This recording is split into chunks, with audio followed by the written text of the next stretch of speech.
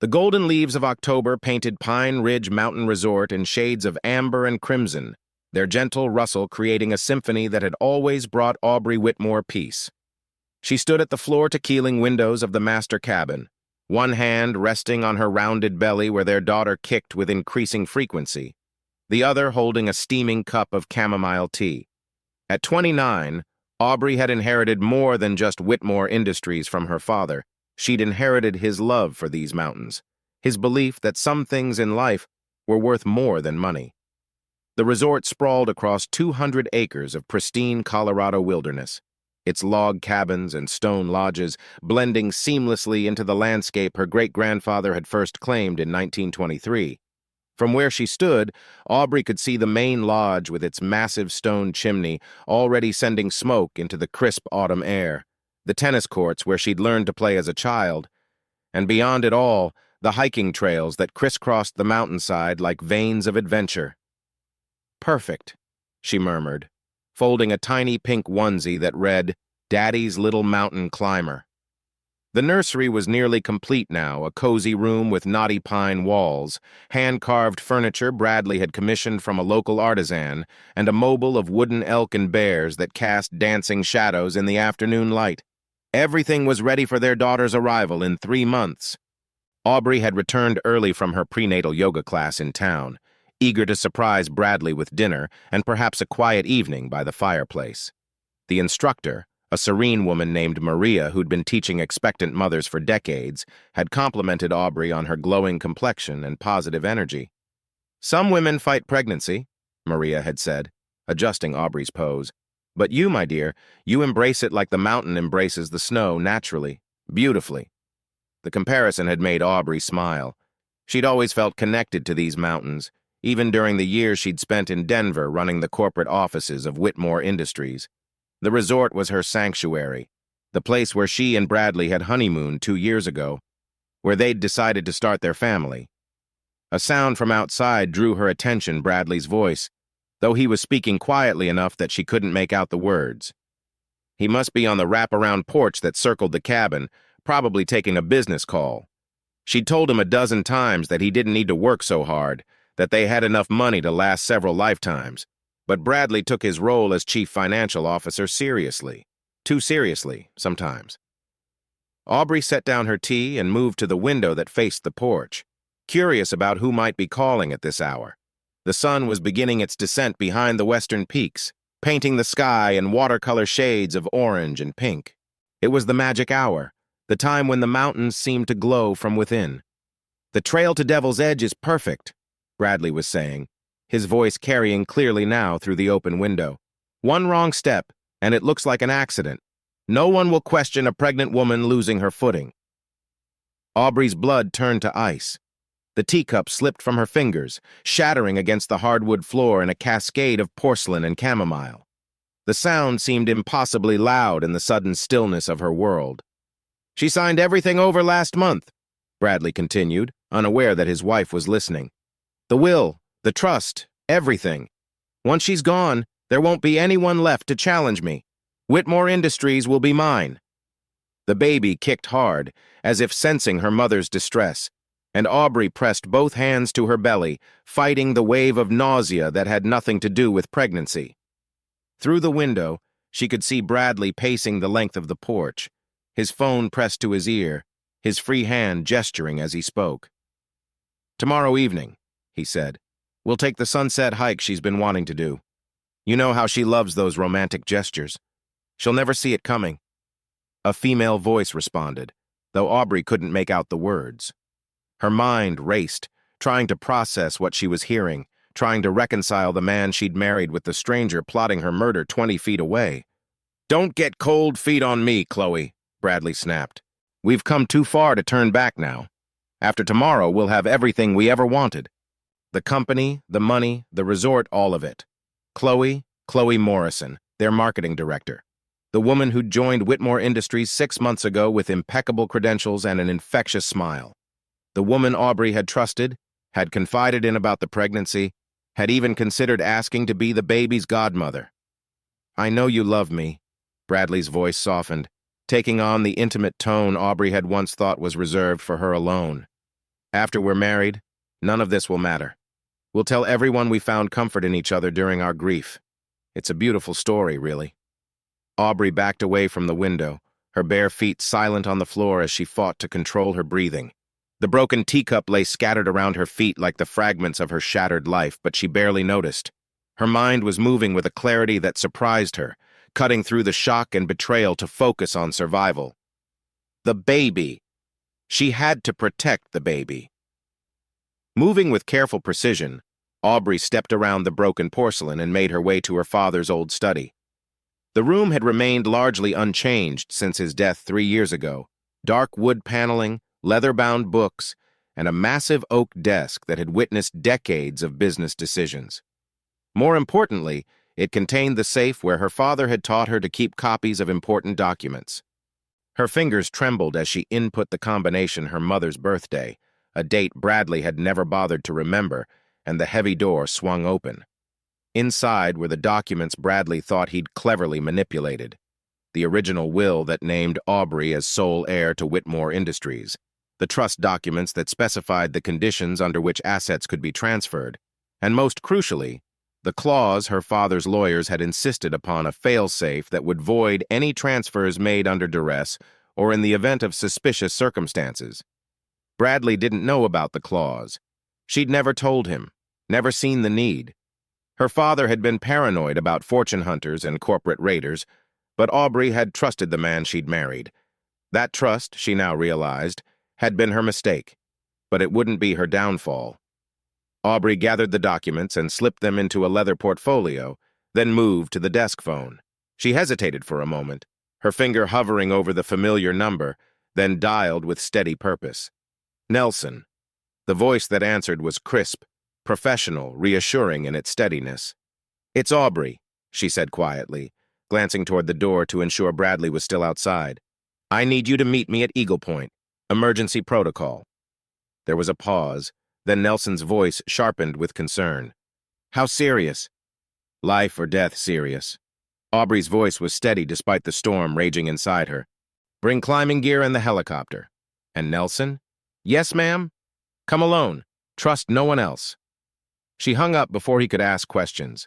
Nelson Hayes had been her father's head of security and had seamlessly transitioned to serving Aubrey when she inherited the company. More than that, he'd been a constant presence at the resort, a former mountain rescue specialist who knew these peaks better than anyone. If there was one person in the world she could trust absolutely, it was Nelson. Aubrey made her way upstairs to the bedroom she shared with Bradley, moving quietly through the space that now felt foreign and dangerous. From the walk-in closet, she selected dark clothing suitable for hiking, then reached for the item her father had insisted she learn to use, a professional climbing harness he'd given her for her 21st birthday. "Every mountain can be conquered safely," he'd told her, "if you have the right equipment and the wisdom to use it." The harness fit snugly beneath her loose sweater, invisible to casual observation. She added a small GPS tracker to her pocket, another of her father's security measures that Bradley had always found excessive. In the bathroom, she splashed cold water on her face and studied her reflection. The woman looking back at her was pale but determined, her green eyes bright with a fierce protectiveness that hadn't existed an hour ago. The baby kicked again, and Aubrey placed her hand over the movement. "We're going to be okay, little one," she whispered. "Mama's going to make sure of it." Footsteps on the stairs announced Bradley's return. Aubrey quickly arranged herself on the bed with a pregnancy book, affecting the pose of a woman enjoying a quiet afternoon.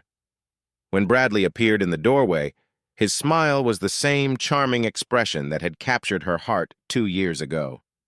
"Hey, beautiful," he said, crossing to kiss her forehead. "How was yoga?" "Wonderful," Aubrey replied, proud of how normal her voice sounded. "Maria says the baby's in perfect position. She thinks we might deliver early." Something flickered across Bradley's face. Was it disappointment? Relief that he wouldn't have to wait as long to execute his plan? "That's great news. We should celebrate." "Actually," Aubrey said, setting aside her book, "I was hoping we could take that sunset hike to Devil's Edge tomorrow. You know how I've been wanting to see the fall colors from up there." Bradley's expression went carefully neutral. Are you sure that's safe? The trail can be challenging, especially for someone in your condition. I'm pregnant, not made of glass, Aubrey said with a laugh that sounded genuine even to her own ears. Besides, you'll be with me. I trust you completely. The irony of the words hung in the air between them, invisible to Bradley but cutting through Aubrey like a blade. He smiled and squeezed her hand. Of course. Devil's Edge at sunset it is. It'll be romantic. That night, Aubrey lay awake beside her husband, listening to his steady breathing and planning her survival. The man who'd promised to love and protect her was sleeping peacefully, dreaming perhaps of the fortune he thought would soon be his. But mountains, Aubrey knew, had a way of teaching humility to those who underestimated them. And she was done being underestimated. As dawn broke over Pine Ridge, painting the peaks in shades of rose and gold, Aubrey rose quietly and made her way to the window. Somewhere out there, Nelson would be preparing for whatever she might need. The staff at the resort, many of whom had known her since childhood, would be starting their day with the same loyalty and dedication they'd shown her family for generations. Bradley stirred beside her, reaching for her in his sleep, and Aubrey felt a pang of something that might have been grief for the marriage that had never really existed. But there was no time for mourning. The mountain was calling, and she had learned long ago that when the mountain called, you answered. Today, Devil's Edge would live up to its name, but not in the way Bradley expected. As the sun climbed higher, burning away the morning mist that clung to the valleys below, Aubrey Whitmore prepared for the performance of her life. She would play the trusting wife one last time, walking willingly into her husband's trap. But unlike Bradley, she understood something fundamental about these mountains. They kept their secrets until they chose to reveal them. And when the truth finally came to light, it would be as devastating as an avalanche and twice as unstoppable.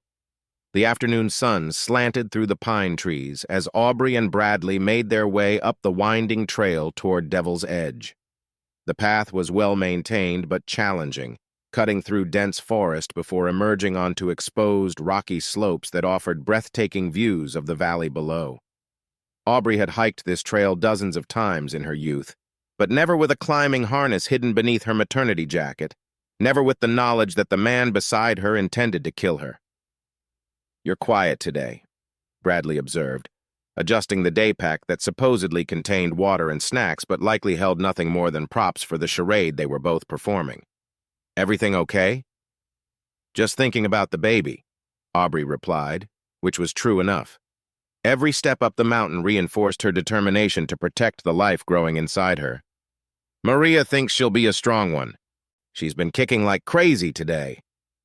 Bradley's smile didn't reach his eyes. She probably knows she's in for an adventure. The trail wound steadily upward, passing through groves of aspen whose leaves had turned brilliant gold in the autumn chill. Their branches created a natural cathedral, and the sound of their rustling in the breeze was almost musical. Under normal circumstances, Aubrey would have found the hike peaceful, meditative even. Today, each bend in the trail brought them closer to the cliff face where Bradley planned to end her life. They encountered other hikers on the lower portions of the trail, a young couple from Denver celebrating their anniversary. An elderly man with a walking stick who complimented Aubrey on her courage for hiking while pregnant. Each interaction felt surreal, like watching a movie of someone else's life. These people had no idea they were witnessing the final act of a marriage built on lies. "Not much farther now," Bradley said as they approached the final switchback that would bring them to Devil's Edge. His voice carried a note of anticipation that made Aubrey's skin crawl. The trail opened onto a rocky promontory that jutted out over the valley like the prow of a ship. Devil's Edge had earned its name from the sheer drop that fell away on three sides, plunging nearly 200 feet to the boulder field below. It was the kind of place that demanded respect, where one careless step could mean death. It was also, Aubrey knew, where Nelson would be waiting. "Oh, Bradley," she breathed, moving toward the edge with careful steps. "It's beautiful." The view was indeed spectacular. The valley spread out below them like a painted landscape, the resort buildings barely visible among the trees, the distant mountains layered in blues and purples that grew softer with distance. The setting sun painted everything in warm gold, and the first stars were beginning to appear in the darkening sky. "Look at that view, Aubrey," Bradley said, moving to stand beside her. "It's so beautiful it takes your breath away." "Some views," Aubrey replied quietly, "are worth dying for." She felt rather than saw Bradley tense beside her. This was the moment she could sense it in the shift of his posture, in the way his breathing changed. Without warning, his hands shot out toward her back, intending to send her tumbling into the void. But Aubrey was ready. She stumbled forward, letting momentum carry her over the edge, but the climbing harness she wore was already secured to an anchor point Nelson had installed that morning. Instead of falling to her death, she swung in a controlled arc down the cliff face, coming to rest on a narrow ledge 30 feet below. Above her, she heard Bradley's gasp of shock, followed by his voice calling her name with what sounded like genuine panic. For a moment, she almost believed he was capable of remorse. "Aubrey! Oh God, Aubrey!" But then she heard Chloe's voice, breathless from her own climb up the back side of the promontory. "Is she dead? Did she fall all the way?" "I can't see," Bradley replied, his voice tight with stress. "It's too dark down there." Aubrey pressed herself against the cold stone, listening to their conversation with a mixture of revulsion and grim satisfaction. The ledge where she rested was barely wide enough for her to stand, but it was solid, and she knew Nelson was already making his way up from below with professional climbing gear. "We need to get out of here," Chloe said. "Someone might have heard us." "No," Bradley's voice was sharp. "We have to make sure. We can't leave anything to chance." Aubrey heard the sound of loose rocks being kicked over the edge, Bradley testing to see if she would cry out in pain or fear. The stones clattered past her hiding spot, disappearing into the darkness below. She remained perfectly still, controlling her breathing, thinking of her daughter. Minutes passed. Above her, Bradley and Chloe debated whether they should call for help, how to explain what had happened, what their next steps should be. Their voices carried clearly in the thin mountain air, providing all the evidence Aubrey would need to destroy them both. "It was an accident," Bradley rehearsed. "She was admiring the view and she slipped. I tried to catch her, but—" "You need to work on your acting," Chloe interrupted. "You sound guilty as hell." The sound of approaching footsteps sent them both into silence. Another hiker had reached the promontory, drawn perhaps by the voices or the commotion. "Everything all right up here?" The voice belonged to an older man, the same hiker they'd encountered on the trail. "There's been an accident," Bradley said, his voice now perfectly calibrated to convey shock and grief. "My wife, she fell. I think she's dead." What followed was a carefully orchestrated performance. Bradley's frantic calls to 911, Chloe's helpful suggestions about where to position the rescue teams, the arrival of emergency responders who found no trace of Aubrey's body in the boulder field below. The consensus quickly emerged that she had fallen to her death and that her body had been carried away by the mountain stream that wound through the valley. From her hiding spot, Aubrey watched the rescue operation unfold with professional detachment. Searchlights swept the darkness below, but they were looking in the wrong place. The real rescue was happening 30 feet down the cliff face, where Nelson worked with quiet efficiency to prepare her extraction. "Ready?" he whispered when the activity above had moved away from the edge. Aubrey nodded, trusting completely in his expertise. Nelson had spent 15 years as a mountain rescue specialist before joining her father's security team. If anyone could get her safely off this cliff, it was him. The descent was technically complex but mercifully brief. Using a combination of rappelling and helicopter extraction, Nelson had her on solid ground within 20 minutes. The helicopter waited in a hidden valley 2 miles from Devil's Edge, its pilot a trusted ally who asked no questions. As they lifted off into the star-filled sky, Aubrey looked back at the mountain where she had supposedly died. Somewhere up there, Bradley was probably calling Chloe to celebrate their success. They thought they had won, that the fortune they'd coveted was finally within their grasp. They had no idea that their real problems were just beginning. "Where to?" Nelson asked through the helicopter's intercom. Aubrey thought for a moment, one hand resting on her belly where the baby moved restlessly, as if she too understood that their world had changed forever. "The old mining cabin," she said finally. "It's time to disappear." As the helicopter banked away from Pine Ridge, carrying her toward a future she couldn't yet imagine, Aubrey allowed herself one moment of grief for the life she was leaving behind. Then she turned her face toward the mountains ahead, where justice waited to be served and where a new chapter of her story was about to begin. The mountain had kept its promise. It had taught Bradley humility, just not in the way he'd expected. And before she was finished, Aubrey intended to teach him a few more lessons about underestimating the people he thought he could destroy. Let them think the mountain had claimed her. Mountains, after all, had a way of giving back what they took transformed, purified, and infinitely more dangerous than before. The chapel at Pine Ridge Mountain Resort had never felt so cold, despite the warm October afternoon that filtered through its stained glass windows. Aubrey sat in the back row, hidden behind oversized sunglasses and a black veil that obscured her features. The irony wasn't lost on her attending her own memorial service, watching her husband mourn a wife he'd tried to murder just 4 days earlier. Bradley stood at the podium, his voice breaking at precisely the right moments as he delivered a eulogy that painted Aubrey as a beloved wife, devoted daughter, and visionary leader. The performance was flawless, calculated to generate maximum sympathy while positioning him as the grieving widower who would somehow find the strength to carry on her legacy. "Aubrey loved these mountains," he said, his gaze sweeping across the assembled congregation. "She always said they taught her about permanence, about things that endure beyond our brief time on earth. Though she's no longer with us, I know her spirit lives on in every sunrise over these peaks, in every trail she loved to hike." Aubrey's stomach churned, not from pregnancy, but from revulsion. The man she'd married was describing a woman who'd never existed, a sanitized version of herself crafted for public consumption. The real Aubrey, the one who'd fought board battles and made tough business decisions, who'd stood up to shareholders twice her age and never backed down from a challenge, was conspicuously absent from Bradley's narrative. Around her, tissues emerged as the congregation responded to his words. Resort staff members who'd known Aubrey since childhood wept openly. Board members from Whitmore Industries nodded solemnly, already calculating how her death might affect quarterly projections. In the third row, Chloe Morrison dabbed at her eyes with a lace handkerchief, playing the part of the devoted employee mourning her boss's tragic loss. "The work Aubrey began will continue," Bradley concluded, his voice rising with manufactured conviction.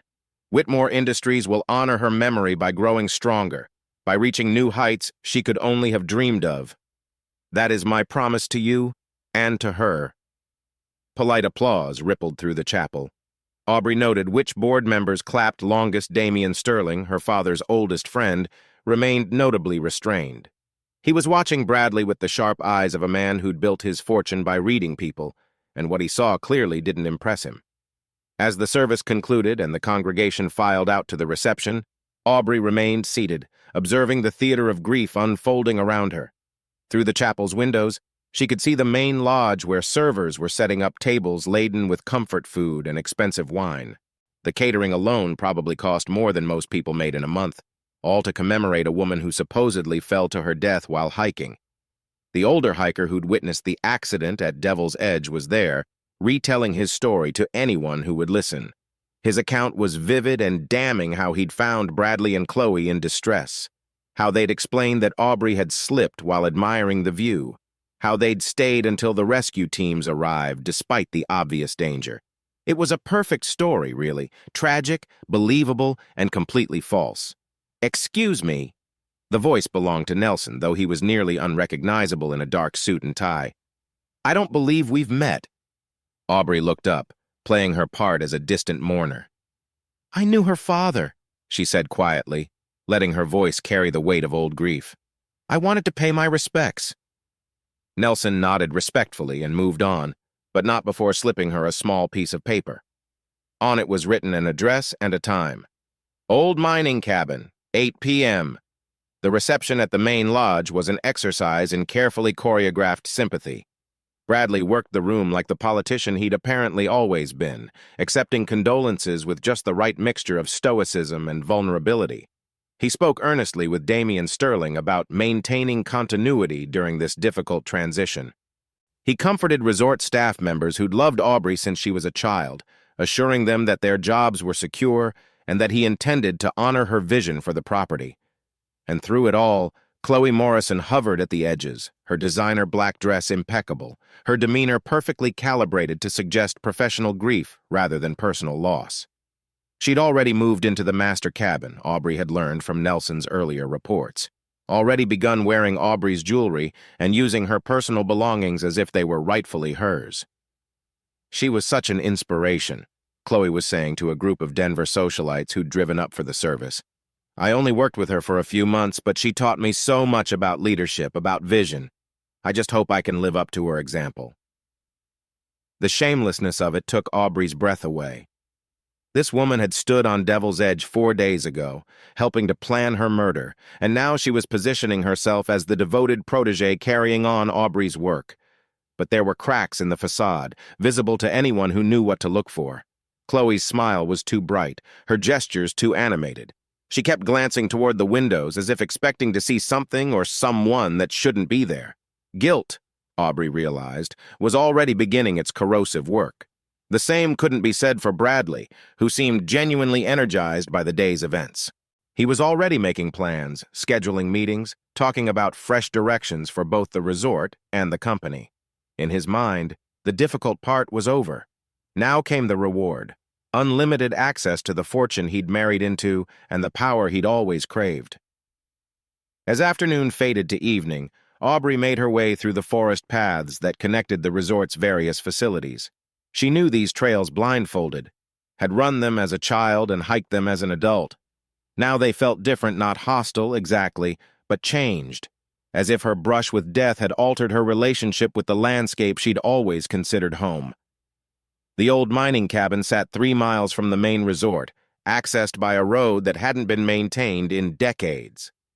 It was part of the property's history, a remnant from the days when these mountains had been worked for copper and silver rather than admired for their beauty. Aubrey's great-grandfather had preserved it as a museum piece, but over the years it had become simply another storage facility, forgotten by everyone except the maintenance staff. And Nelson, apparently, who'd transformed it into something resembling a command center. "How long have you been planning this?" Aubrey asked, as she surveyed the equipment he'd installed. Computers, monitors, communication devices that looked military-grade. "Since your father died," Nelson replied without hesitation. "He was worried about Bradley from the beginning. Asked me to keep an eye on things, make sure you were protected." The revelation shouldn't have surprised her, but it did. Her father had been paranoid about security, perhaps excessively so, but his instincts had been sound. Somehow he'd seen through Bradley's charm to the predator underneath. He suspected? He suspected everyone, Nelson said. But Bradley especially, too eager, too interested in the business side of things. Your father believed in love, but he also believed in verification. Nelson activated one of the monitors, and suddenly Aubrey was looking at live feeds from cameras throughout the resort. The technology was invisible to guests and staff, integrated into the architecture so seamlessly that she'd never noticed it despite having grown up there. "How much did you see?" she asked. "Everything." Nelson's voice was grim. The planning meetings, the financial maneuvering, the way he positioned himself to inherit if something happened to you. "We have months of evidence, Aubrey. Enough to destroy him 10 times over." On the screens, they watched Bradley and Chloe say goodbye to the last of the memorial service guests. Even from a distance, their body language suggested relief. The performance was over. Now they could relax. "What's the next phase?" Aubrey asked. Nelson pulled up financial records on another screen. "Bradley's moving fast. He's already initiated the transfer of several major assets. By the end of the week, he expects to have operational control of both the resort and Whitmore Industries. And legally. That's where it gets interesting." Nelson highlighted several documents. The will he's relying on has some clauses he didn't bother to read carefully, specifically provisions that void any transfers made under suspicious circumstances or if foul play is suspected. Aubrey studied the documents, recognizing her father's paranoid genius. He'd built safeguards into safeguards, creating a legal maze that would trap anyone who tried to steal what belonged to his family. So if we can prove I was murdered, everything reverts to the original trust, which names you as the sole beneficiary. Nelson's smile was sharp. Bradley would get nothing. Less than nothing, actually, since attempted murder carries its own legal consequences. They spent the next hour reviewing evidence and planning their next moves. The cabin was well stocked with supplies Nelson had clearly been preparing for an extended operation. There were clothes in Aubrey's size, prenatal vitamins, even a medical kit suitable for monitoring her pregnancy. "You thought of everything," she said. "Your father taught me to plan for contingencies. He said the mountains teach you to respect the unexpected." As night fell over Pine Ridge, Aubrey stood at the cabin's window, looking out at the lights scattered across the resort property. Somewhere down there, Bradley was probably celebrating his success. Tomorrow, he'd begin the process of consolidating his control, unaware that every move he made was being documented, every crime he committed adding to the evidence that would eventually destroy him. The baby kicked, reminding Aubrey that she wasn't just fighting for herself anymore. She was fighting for her daughter's future, for the legacy her father had built, for the justice that Bradley thought he'd escaped by pushing her off a cliff. But mountains, as her father had always said, were patient. They waited through winters and storms, through seasons of hardship and plenty, and when the time was right, they revealed their secrets with the force of an avalanche. Bradley had made the mistake of thinking he could master these mountains.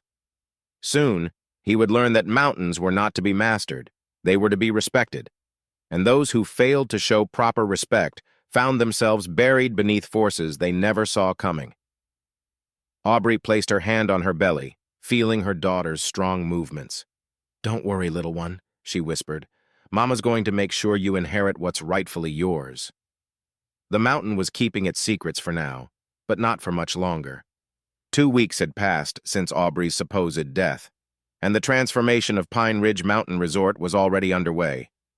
From her vantage point in the old mining cabin, Aubrey watched through high-powered binoculars as Chloe Morrison directed a team of interior designers through what had once been the family quarters of the main lodge. Even from a distance, she could see boxes being carried out her grandmother's china, her mother's artwork. 3 generations of family photographs being erased to make room for Chloe's vision of modern luxury. "She's redecorating," Nelson observed, joining Aubrey at the window, completely gutting the historical elements to create what she calls contemporary mountain elegance. Aubrey lowered the binoculars, feeling sick. The resort had been carefully preserved to honor its heritage, each room telling the story of the family that had built it. Now it was being turned into just another expensive vacation destination, stripped of everything that had made it special. "Any word from the board meeting?" "Damian Sterling is asking questions," Nelson replied, consulting his tablet. "He's requested a full audit of all financial transactions from the past 6 months. Bradley's trying to delay it, claiming he needs time to grieve." The irony would have been amusing if it weren't so infuriating. Bradley, who'd never shown genuine emotion about anything except money, was now hiding behind manufactured grief to cover his crimes. On the surveillance monitors, they watched Bradley emerge from the resort's business center, his face animated as he spoke into his phone. Even without audio, his body language conveyed excitement, satisfaction. He was a man who believed he'd gotten away with murder. "Audio pickup," Nelson said, activating the directional microphones they'd positioned throughout the resort. Bradley's voice came through the speakers clearly. "The quarterly projections are conservative. Once we modernize operations and cut the dead weight, profit margins will increase by at least 30%. Yes, I understand there are sentimental attachments, but sentiment doesn't pay dividends." He was talking to someone about the resort, describing it like any other business acquisition rather than the family legacy it represented. Aubrey felt her daughter kick sharply, as if she too was offended by what she was hearing. "He's meeting with potential investors," Nelson explained, "trying to line up buyers for pieces of the operation, the hiking trails, the fishing rights, even some of the protected wilderness areas. He can't sell protected land. He can if he finds the right loopholes, and Bradley's very good at finding loopholes." The surveillance network Nelson had built was impressive in its scope and sophistication. Every phone call, every meeting, every private conversation was being recorded and archived. They had enough evidence to convict Bradley of fraud, embezzlement, and conspiracy, even without the attempted murder charges. But evidence was only valuable if you could present it from a position of strength. And right now, officially speaking, Aubrey Whitmore was dead. "We need allies," she said. "People inside the company who can act on our behalf. Damian Sterling is already suspicious. He's been asking his own questions, doing his own investigation. Can we reach out to him?" Nelson hesitated. "It's risky. The more people who know you're alive, the greater the chance of exposure. But if we wait too long, Bradley might consolidate his position beyond our ability to challenge it." They were interrupted by movement on the monitors. Chloe was walking along one of the forest paths, but instead of her usual confident stride, she was moving hesitantly, glancing over her shoulder as if she expected to be followed. "Increase magnification," Aubrey instructed. The high-definition cameras zoomed in, revealing Chloe's face in sharp detail. She looked terrible dark circles under her eyes, a nervous tick at the corner of her mouth, the pallor of someone who wasn't sleeping well. "Guilt's eating at her," Nelson observed. "Good. Maybe she'll make a mistake." They watched as Chloe made her way to Devil's Edge, the scene of their crime 4 days earlier. The trail had been reopened after the search and rescue operation concluded, though a small memorial plaque now marked the spot where Aubrey had supposedly fallen. Chloe stood at the edge of the precipice for nearly 20 minutes, staring down into the valley below. From their hidden cameras, they could see her lips moving. She was talking to herself, or perhaps to the ghost she believed she'd helped create. "Can we get audio?" Nelson adjusted the equipment, filtering out wind noise and amplifying the pickup from the long-range microphones. "I'm sorry," Chloe was saying, her voice barely audible even with enhancement. "I'm so sorry, Aubrey. I never wanted. It wasn't supposed to happen like this." The words sent a chill through Aubrey. This wasn't the confident seductress who'd helped plan her murder. This was a woman coming apart under the weight of her own guilt. "I know you're watching," Chloe continued, her voice rising slightly. "I can feel you watching. These mountains. They remember everything, don't they?" Nelson and Aubrey exchanged glances. Chloe was deteriorating faster than they'd expected. The surveillance revealed other cracks in the facade Bradley and Chloe had constructed. Staff members at the resort were beginning to ask questions about the rapid changes to their beloved workplace.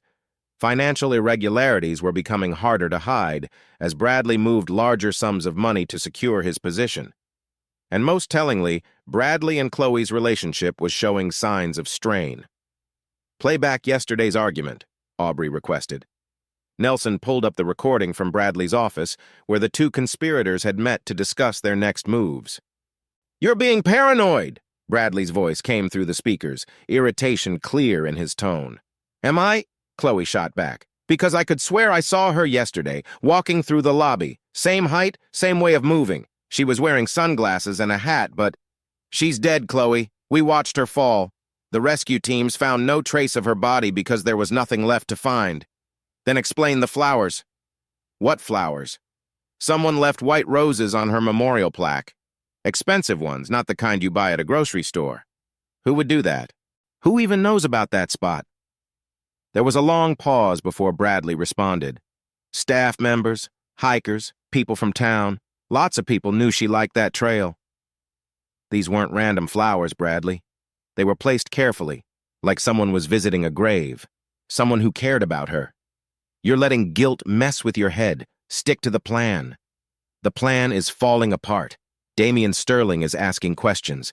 The staff is suspicious. And you keep seeing what you expect to see because you're feeling guilty about something that was necessary. Get it together, Chloe. We're too close to success to fall apart now." The recording ended, leaving Aubrey and Nelson in contemplative silence. "She's right to be paranoid," Aubrey said finally. "I did leave those flowers." Nelson looked surprised. "When?" "Last night, while you were setting up the new camera positions. I wanted to see the memorial, to understand how they were selling the story of my death. That was dangerous." "Maybe," but it's having the desired effect. Chloe's starting to crack.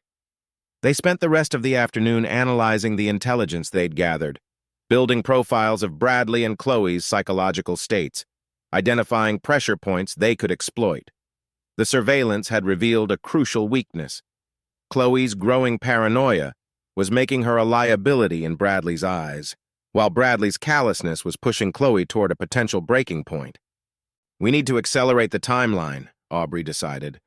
Push them harder, make them turn on each other. What did you have in mind? Aubrey thought for a moment, her hand resting on her belly where the baby was moving restlessly. The child seemed to sense her mother's emotional state, becoming more active whenever Aubrey was planning or strategizing. Chloe keeps going to Devil's Edge. She's looking for absolution, or maybe just trying to convince herself I'm really dead. What if we gave her something to find? Such as evidence that I survived the fall. Not enough to prove I'm alive, but enough to plant doubt. Make her wonder if the woman she thinks she killed is still out there, watching, waiting. Nelson's smile was sharp. Psychological warfare. Exactly. Let guilt do the work for us. As evening settled over the mountains, painting the peaks in shades of purple and gold, Aubrey felt a sense of purpose that had been missing since her supposed death. She was no longer just surviving, she was hunting. And her prey, thinking themselves secure in their victory, had no idea that the mountain they'd tried to use as a weapon was about to turn against them. The mountain teaches us that storms pass, Nelson had told her during one of their planning sessions, but the strong trees remain. Aubrey intended to be one of those trees, and when the storm she was building finally broke over Bradley and Chloe, it would uproot everything they'd tried to plant in the soil of her family's legacy. The whispers were starting among the staff, among the board members, among anyone with eyes to see that something wasn't right about Aubrey Whitmore's death. Soon those whispers would become questions. And questions, Aubrey knew, had a way of demanding answers that guilty people were reluctant to provide. The company picnic at Wildflower Meadow had been Aubrey's idea, back when she was alive and believed in simple pleasures like watching employees' children chase butterflies through mountain grass. Now, 2 months after her supposed death, Bradley had resurrected the tradition as a gesture of corporate healing, a way to show that Whitmore Industries was moving forward while honoring its founder's memory. From her hidden position on a ridge overlooking the meadow, Aubrey watched the elaborate setup unfold through binoculars. White tents dotted the landscape like exotic mushrooms.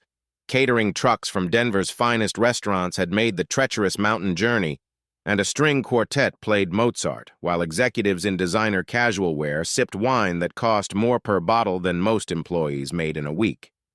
"He's outdone himself," Nelson observed, studying the scene through his own optics. "The whole thing probably cost more than your last 3 picnics combined." "Guilt makes people generous," Aubrey replied, tracking Bradley's movement through the crowd. He was working the gathering like a political candidate, stopping at each cluster of employees to offer condolences about her death while simultaneously selling them on his vision for the company's future. But it was Chloe who held Aubrey's attention. The woman who'd helped plan her murder stood apart from the festivities, clutching a glass of white wine like a lifeline while staring at the wildflowers that gave the meadow its name. Even from a distance, Aubrey could see the tension in her posture, the way she startled every time someone approached her. "She's deteriorating faster than we projected," Nelson noted. "The flowers I've been leaving are working." Over the past 2 weeks, Aubrey had carefully placed white roses at locations throughout the resort places only she would have known to visit, spots that held personal significance. The memorial plaque at Devil's Edge, the reading nook in the library where she'd spent childhood afternoons, the small chapel where she and Bradley had been married. Each bouquet was accompanied by a card bearing a single line of poetry about love, loss, and remembrance. The psychological effect on Chloe had been dramatic. The woman barely slept anymore, according to the surveillance feeds. She'd taken to walking the resort grounds at all hours, as if looking for proof that Aubrey was really dead, or evidence that she was still alive. "Target approaching," Nelson murmured. Through the binoculars, Aubrey watched as one of the Denver executives made his way toward Chloe with obvious intent. Richard Morrison, no relation, despite the shared surname, was a venture capitalist who specialized in acquiring distressed properties. His presence at a company picnic suggested Bradley was already exploring options for selling off pieces of the Whitmore empire. "Miss Morrison," Richard said, his voice carrying clearly in the thin mountain air. "I was hoping we could continue our conversation from yesterday." Chloe turned toward him, and even from a distance Aubrey could see her hand trembling as she raised the wine glass to her lips. "I'm not sure this is the appropriate venue, Mr. Morrison. Please, call me Richard. And I think you'll find my proposal quite compelling. The resort property alone is worth $40 million, but broken into smaller parcels for development, we're looking at triple that figure." The casual mention of dismantling her family's legacy made Aubrey's blood boil. Richard Morrison was talking about turning Pine Ridge into a collection of trophy homes for the ultra-wealthy, destroying the careful balance between development and conservation that 3 generations of Whitmores had maintained. "I'm not authorized to make those decisions," Chloe said, but her voice lacked conviction. "But you have Bradley's ear, and Bradley understands the value of forward thinking." Nelson was recording everything, adding it to the growing archive of evidence they'd compiled.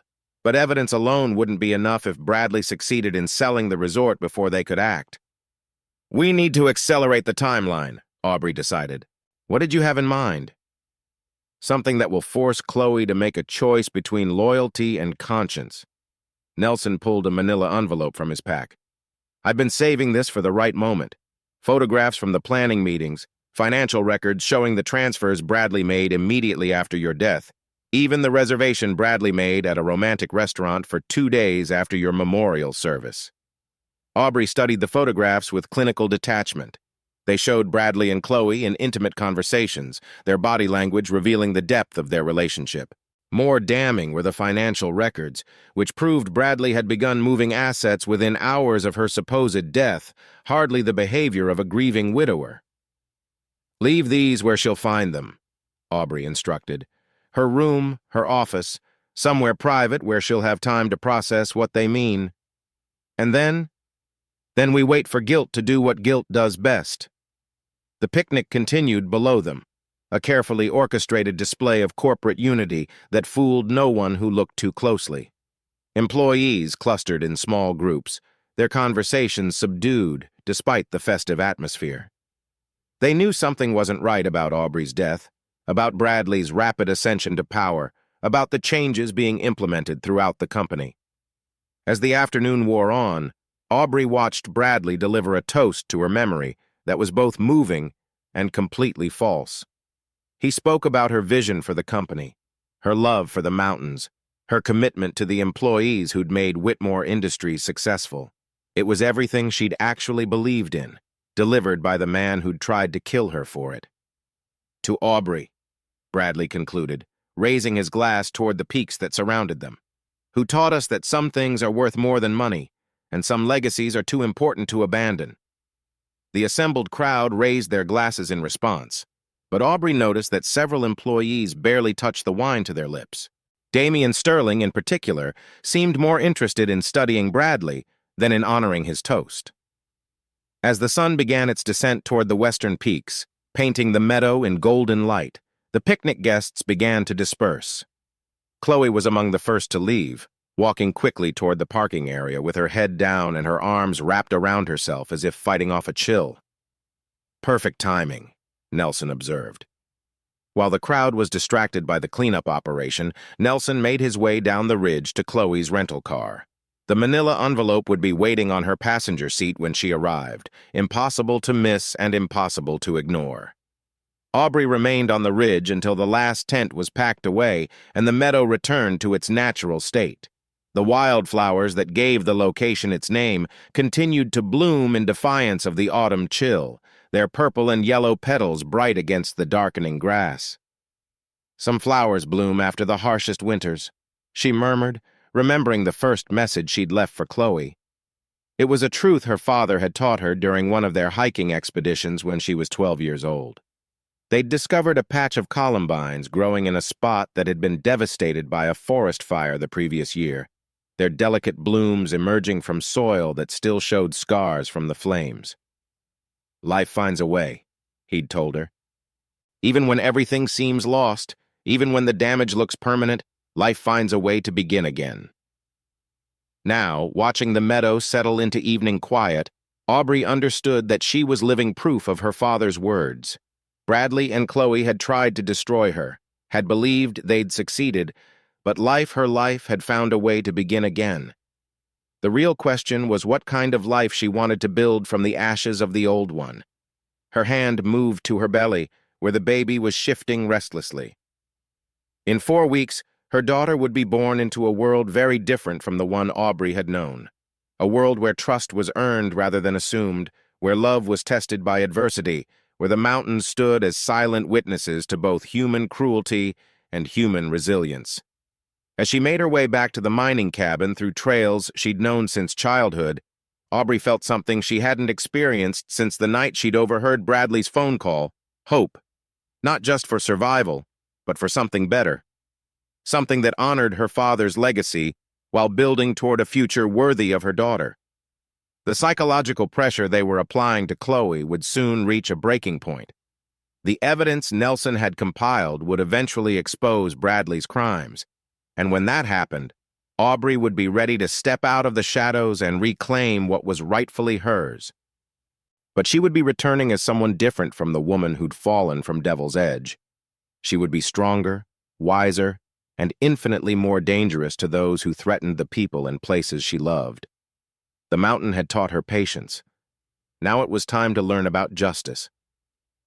The boardroom of Whitmore Industries occupied the entire top floor of the Denver headquarters, its floor-to-ceiling windows offering a panoramic view of the city sprawling toward the mountains beyond. At 10 o'clock on a crisp November morning, 15 of Colorado's most powerful business leaders gathered around the mahogany conference table to decide the future of a company built over 4 generations. Bradley stood at the head of the table, his presentation materials spread before him like a general's battle plans. He'd spent weeks preparing for this moment, the board vote that would officially name him Chief Executive Officer of Whitmore Industries, cementing his control over a fortune worth nearly $2 billion. "Gentlemen, Miss Sterling," he began, nodding respectfully to the only woman on the board, "these past 2 months have tested us all. The loss of Aubrey has left a void that can never truly be filled. But today, we have the opportunity to honor her memory by ensuring the company she loved continues to thrive." Aubrey watched the proceedings from her command center in the old mining cabin, multiple screens showing different angles of the boardroom thanks to cameras Nelson had installed during a late-night infiltration the previous week. The irony of spying on her own company wasn't lost on her, but desperate times called for creative solutions. "He's good," Nelson admitted grudgingly, monitoring Bradley's vital signs through biometric sensors hidden in the conference room. "Heart rate steady, no signs of deception stress. He actually believes his own lies." "That's what makes him dangerous," Aubrey replied, studying the board members' faces on the high-definition displays. "He's convinced himself he's the hero of this story." Bradley clicked to his first slide, a financial projection showing dramatic growth over the next 5 years. "Under my leadership, Whitmore Industries will expand into new markets while maintaining the core values that have always defined us. We'll honor the past while building toward the future." The numbers were impressive, Aubrey had to admit. Bradley had always possessed a sharp financial mind. It was what had attracted her to him initially, his ability to see opportunities where others saw only obstacles. But the projections on screen were built on a foundation of lies, funded by assets he'd stolen and dependent on selling off pieces of her family's legacy. Damian Sterling raised his hand. "Bradley, these growth figures assume the liquidation of several key properties, including the Pine Ridge Resort. Can you explain the rationale behind that decision?" Bradley's smile never wavered, but Aubrey caught the subtle tightening around his eyes. The resort, while sentimentally valuable, represents inefficient capital allocation. By selling to qualified developers, we can realize its full potential while deploying the proceeds in higher growth ventures. Aubrey specifically structured her will to prevent the sale of Pine Ridge, Damian pressed. She considered it the heart of the family legacy. With respect, Damian, Aubrey's emotional attachment to the property clouded her business judgment. As fiduciaries, we have an obligation to maximize shareholder value. The casual dismissal of her wishes made Aubrey's hands clench into fists. Bradley was rewriting history, painting her as a sentimental fool who didn't understand the business she'd built. On another screen, Nelson monitored Chloe Morrison's apartment in downtown Denver. She'd found the evidence package 2 days ago, and the psychological impact had been devastating. The woman barely left her bedroom now, emerging only to pace the living room while talking to herself conversations the hidden microphones captured in crystalline detail. "I can't do this anymore," Chloe was saying to her reflection in the bathroom mirror. "She's watching me. I know she is. The flowers, the notes, the way people look at me like they know." Back in the boardroom, Bradley was fielding questions about staffing changes, operational efficiency, and market expansion. His answers were polished, professional, and completely divorced from the values that had actually built Whitmore Industries. He spoke about human resources as if employees were interchangeable parts, about conservation land as if it were inventory to be liquidated, about tradition as if it were an obstacle to progress. "The motion before us is simple," Bradley concluded, his voice ringing with artificial conviction. "Do we move forward with confidence, or do we remain trapped by outdated sentimentality? I ask for your support not just for me, but for the future of this company." One by one, hands began to rise. Harold Matthews, the retired bank president. Robert Chen, the tech entrepreneur. Sarah Williams, the real estate magnate. 5 votes, then 6, then 7. Aubrey held her breath as the count approached the 8 votes Bradley needed for majority control. Damian Sterling's hand remained conspicuously lowered, as did those of 2 other board members who'd been close to her father. 8 votes in favor, the board secretary announced. Bradley had won. Legally, officially, he was now the CEO of Whitmore Industries. But Aubrey was ready. "Send it," she told Nelson. Across the city, every board member's phone simultaneously received an encrypted email with a subject line that made their blood run cold. The truth about Aubrey Whitmore's death. The attachments included the surveillance footage from Devil's Edge, the financial records showing Bradley's asset transfers, the recorded conversations between Bradley and Chloe, and most damning of all, a video message from Aubrey herself, filmed the previous evening in the mining cabin. "My name is Aubrey Whitmore," her recorded voice said as chaos erupted in the boardroom. "2 months ago, my husband and his lover attempted to murder me by pushing me off Devil's Edge. They failed. I survived, and I'm coming home." Bradley's face went white as he watched his wife, very much alive, deliver a detailed account of his crimes. Around the table, board members were pulling up the additional evidence, their expressions shifting from shock to outrage as they absorbed the magnitude of his betrayal. "This is impossible," Bradley stammered, his composure finally cracking. "She's dead. We saw her fall. The body was never found." Damian Sterling interrupted, rising from his chair with the authority of a man who'd spent 50 years building his reputation, which, according to this evidence, is because there was no body to find. The recorded conversations were playing from multiple phones now, Bradley's and Chloe's voices filling the boardroom with their casual discussions of murder and inheritance. The financial records showed the scope of Bradley's fraud, the millions he'd moved within hours of Aubrey's supposed death. "Security," Damian called, and 2 uniformed guards entered the boardroom. "Mr. Whitmore is no longer authorized to be on these premises." Bradley looked around the table desperately, seeking an ally among the board members who'd just voted to confirm him as CEO. But the evidence was overwhelming, undeniable. One by one, they turned away from him, their disgust visible in their expressions. "You don't understand," Bradley said, his voice rising to near hysteria. "I built this company's future. I saved it from her sentimental waste. You deserve prison," Damian cut him off, "which is exactly where you're going." As Bradley was escorted from the building that had been his seat of power for 2 years, Aubrey felt something she hadn't experienced since the night she'd overheard his phone call: complete satisfaction. Justice wasn't always swift, but when it finally arrived, it was comprehensive. On the surveillance feed from Chloe's apartment, she watched the woman's complete breakdown as news of Bradley's exposure reached her. Chloe was on her knees in the living room, sobbing into her hands, repeating, "I'm sorry," over and over like a prayer. "Nelson," Aubrey said quietly, "send a car to Chloe's apartment. She's ready to confess." The avalanche had begun. Everything Bradley had built on the foundation of his lies was collapsing, and the debris would bury him so thoroughly that he'd never again threaten anyone she loved. But this wasn't about revenge, Aubrey realized as she watched the chaos unfold across multiple screens. This was about justice, about protecting the company her father had built, the employees who depended on it, the legacy she wanted to pass on to her daughter. The mountain had taught her patience, and patience had taught her strategy. Now strategy was delivering the justice that Bradley had thought he'd escaped when he'd pushed her off that cliff. He'd been wrong about many things, but mostly he'd been wrong about her. Aubrey Whitmore wasn't the sentimental fool he'd described to the board. She was her father's daughter, raised in mountains that taught hard lessons about survival and justice, and she was just getting started. The emergency board meeting convened at 9 a.m. sharp, but the real drama had been building for hours. By dawn, news of Bradley's arrest had spread through Denver's business community like wildfire. The man who'd positioned himself as the grieving widower rebuilding his late wife's company was now facing charges of attempted murder, fraud, and conspiracy. Aubrey stood outside the Whitmore Industries building for the first time in 2 months, her hand resting on her rounded belly where the baby moved restlessly.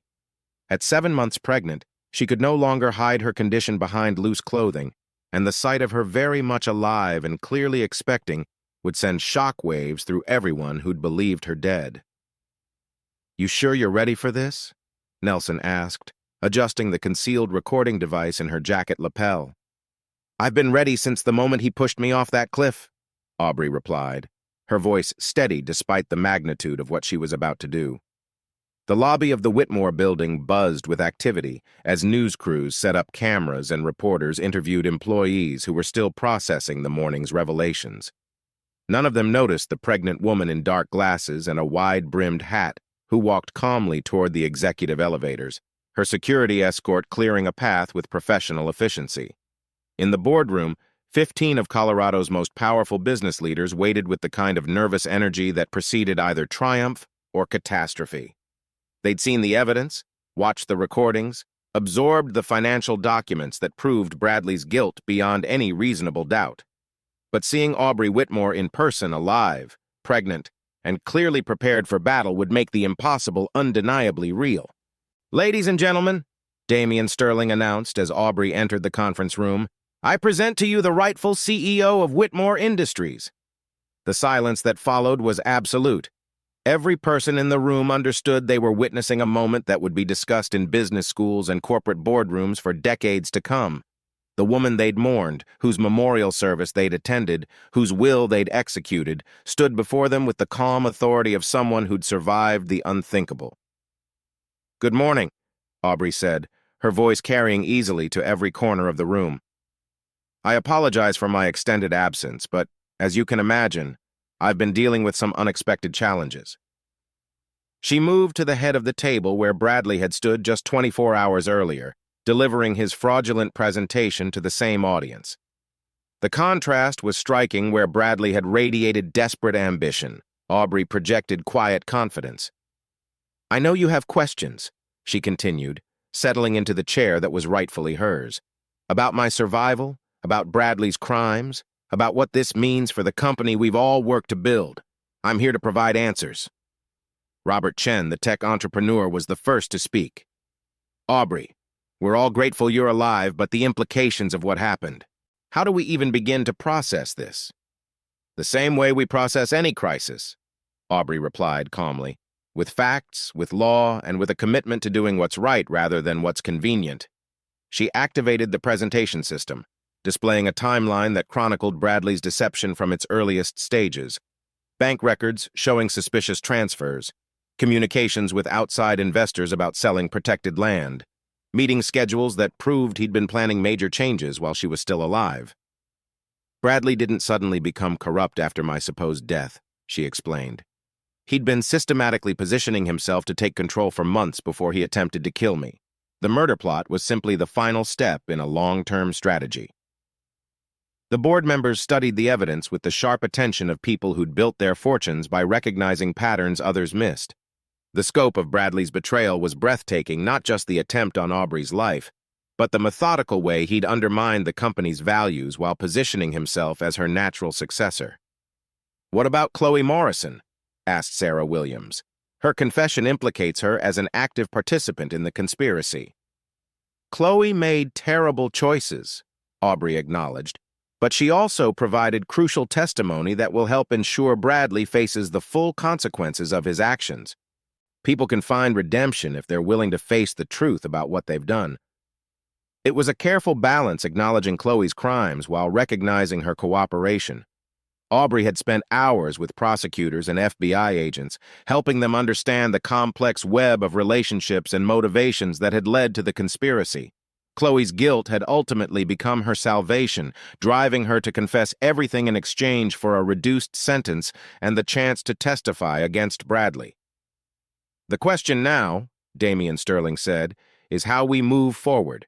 The company's reputation has been damaged, our employees are traumatized, and our stakeholders are questioning everything they thought they knew about Whitmore Industries." Aubrey nodded thoughtfully. "My father used to say that mountains teach us about resilience. They endure storms, earthquakes, even volcanic eruptions, but they remain. They adapt, they grow stronger, they become more beautiful because of what they've survived." She clicked to the next slide, which showed a comprehensive plan for corporate renewal.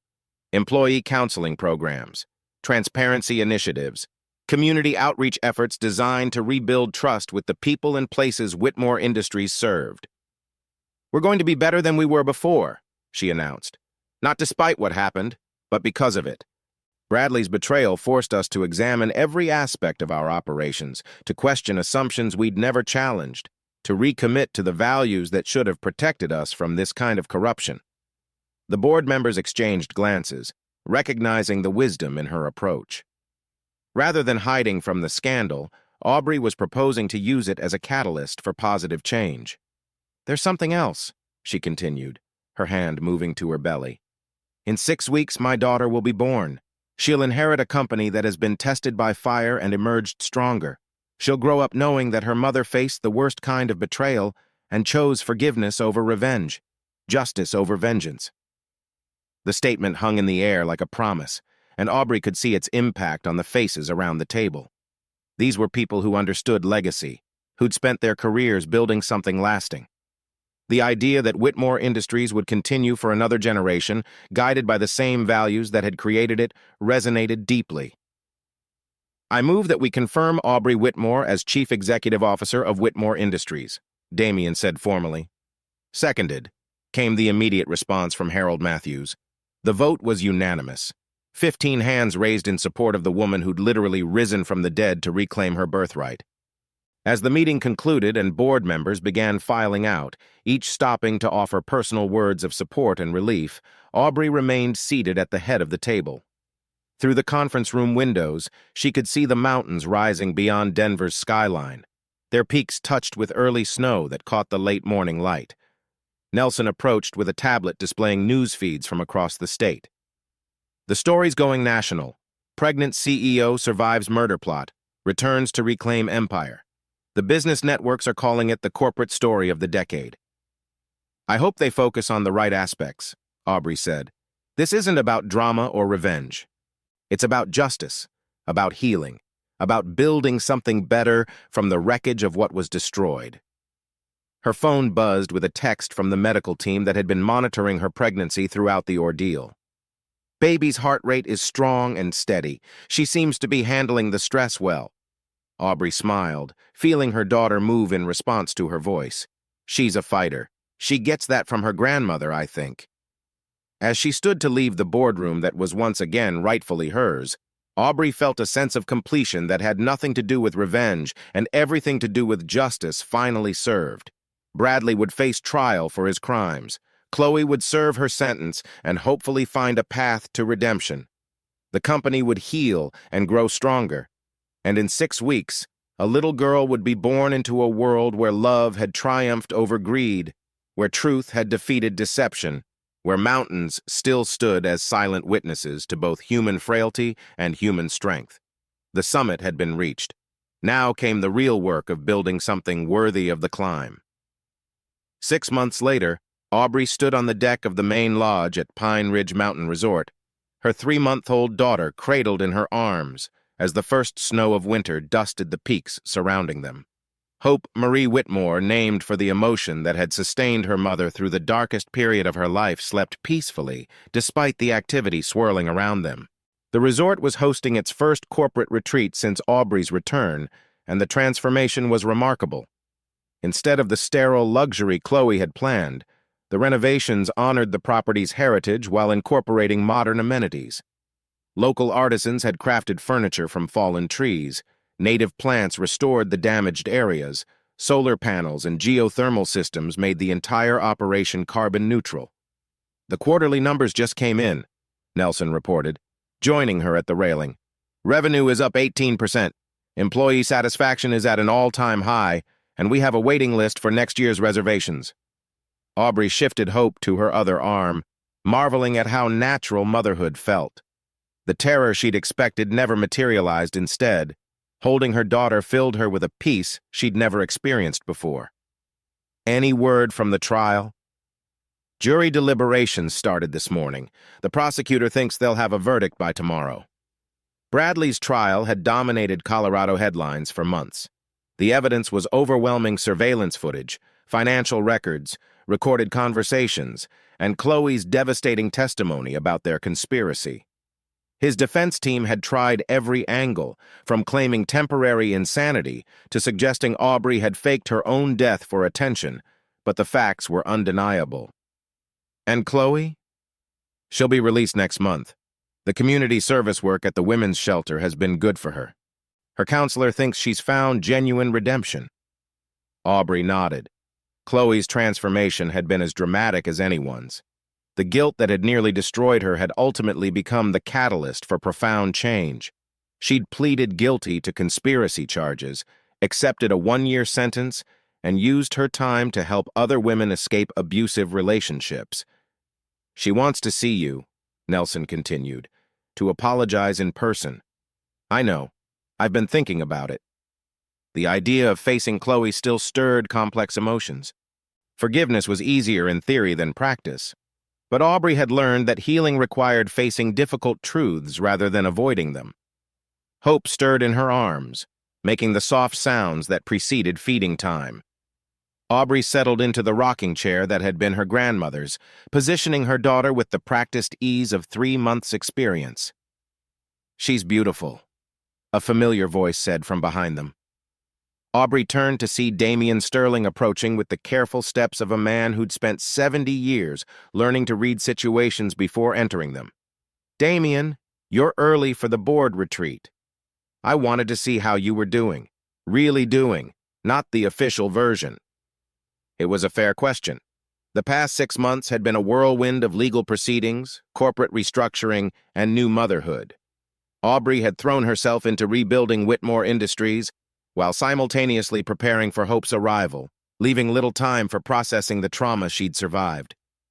"I'm learning," she said honestly. "Some days I feel like I have everything figured out. Other days I remember what it felt like to hear my husband planning my murder, and I wonder if I'll ever trust anyone completely again." "Trust is earned," Damien said, settling into the chair beside her. "Your father understood that. It's why he built so many safeguards into the company structure.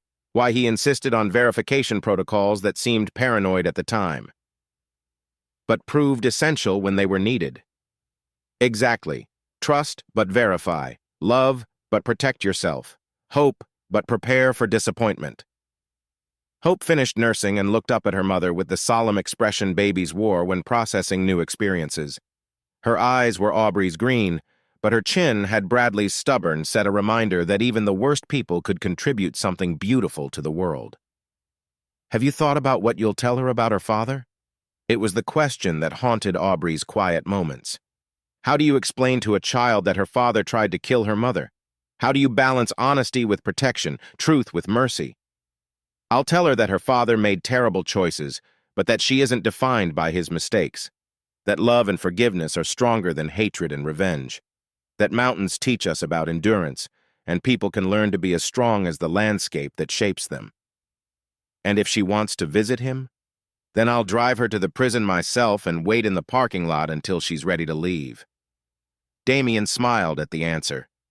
Your father would be proud of who you've become. The retreat participants were beginning to arrive executives from across the country who'd come to learn about ethical leadership in the wake of corporate scandal. Aubrey would be delivering the keynote address tomorrow, sharing lessons learned from her ordeal and outlining her vision for business practices that honored both profit and principle. Miss Whitmore? A young woman approached hesitantly, her press credentials identifying her as a reporter from the Denver Business Journal. I'm sorry to interrupt, but I was hoping I could ask about the documentary proposal. 3 production companies had approached Aubrey about turning her story into a film or documentary series. The offers were substantial, and the story certainly had commercial appeal, betrayal, survival, justice, and redemption wrapped in a corporate thriller that had captivated the nation. I'm still considering the options, Aubrey replied diplomatically. If I do authorize a project, it will be one that focuses on the lessons learned rather than the sensational details. The goal would be to help other people recognize warning signs, protect themselves from exploitation, and find healing after trauma. The reporter nodded eagerly, already composing her article. The business world was hungry for positive stories after years of corporate scandals, and Aubrey's comeback represented hope that integrity could still triumph over corruption. As evening settled over the mountains, painting the snow-covered peaks in shades of pink and gold, Aubrey made her way to the family cemetery where her parents and grandparents rested beneath the pine trees they'd loved. Hope slept in her carrier, undisturbed by the walk through the crisp mountain air. Hey, Dad, Aubrey said quietly, settling beside the simple granite marker that bore her father's name. I wanted you to meet your granddaughter, and to thank you for the safeguards you built into the company. They saved us both. The wind through the pine boughs was the only response, but Aubrey felt her father's presence in the peaceful certainty that his work would continue through another generation. The trust funds, the legal protections, the verification systems, all the paranoid precautions that had seemed excessive during her childhood had proved essential when she needed them most. I'm going to raise her to be strong, she continued, to trust carefully and love deeply, to understand that mountains don't judge, they just endure, and teach endurance to those wise enough to listen. Hope stirred in her carrier, opening her eyes to study the darkening sky where the first stars were beginning to appear. She was too young to understand the words, but something in her expression suggested she was absorbing the solemnity of the moment. She'll know about you, Aubrey promised, about the values you built this company on, about the love you had for these mountains, about the importance of leaving the world better than you found it.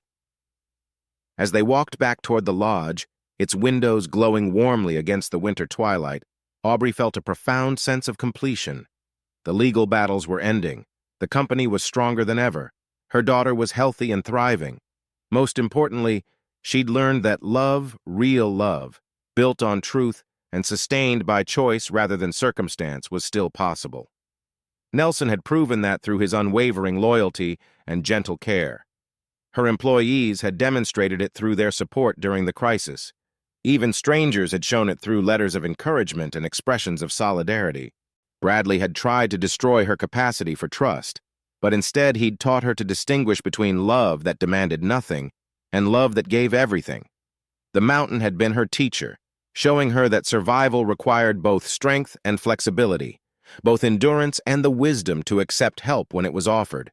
Tomorrow would bring new challenges, the keynote speech, the board meetings, the endless decisions that came with running a major corporation.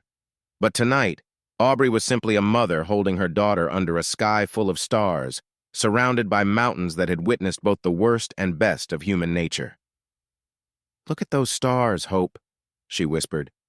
Your great-grandfather used to say they were promises, points of light that reminded us tomorrow would always come, no matter how dark tonight became. The baby made a soft sound that might have been agreement, and Aubrey smiled as she climbed the steps to the lodge where Nelson waited with hot chocolate and the financial reports that would occupy her evening. She'd fallen from Devil's Edge, but she'd climbed higher than she'd ever imagined possible. The mountain had kept its promise, teaching her that the strongest trees were those that bent without breaking, that grew more beautiful with each storm they survived. Now it was time to pass those lessons on to her daughter, and through her, to all the generations who would one day stand on these same peaks and learn what it meant to endure, to forgive, and to love with the patient strength of mountains themselves. The horizon stretched endlessly before them, full of possibility and promise. An Aubrey Whitmore survivor, CEO mother, was ready for whatever came next. In the final court proceedings, Bradley Whitmore was sentenced to 18 years in federal prison for attempted murder, fraud, and conspiracy. He used his time in confinement to write letters of apology to Aubrey and to pursue therapy that helped him understand the roots of his destructive behavior. Chloe Morrison completed her sentence and founded a non-profit organization helping women escape financial abuse. She and Aubrey eventually met for coffee, beginning a difficult but healing conversation about forgiveness and redemption. Whitmore Industries became a model for ethical business practices, and Aubrey's keynote speeches on corporate responsibility were heard by audiences around the world. Hope Marie Whitmore grew up hiking the trails of Pine Ridge, learning from her mother that mountains witness everything but judge nothing, they simply endure, and teach endurance to those brave enough to climb. And in the quiet moments between board meetings and bedtime stories, Aubrey would stand at her windows looking out at Devil's Edge, remembering the night she'd learned that falling wasn't the end of the story, it was just the beginning of learning how to fly.